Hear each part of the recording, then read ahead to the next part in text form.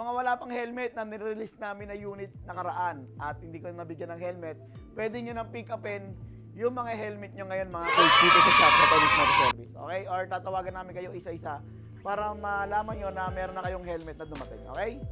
Yun lang. So, bibigyan na natin si Kuya ng helmet. So, sa mga wala pang helmet, alam nyo na gagawin nyo, pumunta na kayo. Ito yung si Kuya.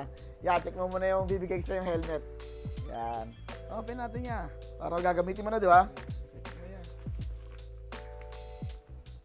Tanggalin mo na yung plastic para mas okay. Check mo muna kung sakto lang. Yun, sakto lang. Ano masasabi mo yan sa bigay nating helmet? Quality na to, sir. Pre, tayo lang meron yan, ya. So, yeah, maraming salamat at ingat ulit sa pag-uwi. Hindi mga par, bibigyan na natin yung helmet ni Sir kasi naubusan tayo nakaraan ng helmet. Ayan, bigyan natin kay sir. Oh, Sir, bagong-bago. Thank you, sir. Ganda. Salamat, sir. Ayos talaga yun, sir. Alam niyo na, walang iba. Tennis lang, saka lang. Magbibigay ulit tayo ng helmet mga koy. So, ito na, tinawagan natin si Kuya. Okay, ya. Tinawagan ka kanina. Bigyan natin si Kuya ng helmet kasi wala siyang helmet yung nakaraan. Ito na. So, ano masasabi mo sa helmet natin, ya? Maraming salamat po sa libreng helmet ng Tenix Moto. Solid po yung helmet nila, ano pala, full face na helmet. Kala mo, face lang, ya? Akala ko nga face lang eh, akala ko poncho-poncho lang eh.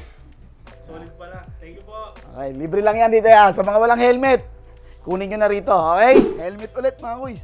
So, bigay natin kay Kuya. Ayan, ito yung mga karton natin dyan, mga pinamigay natin na helmet. Oh, ya. Kamusta yung motor, ya?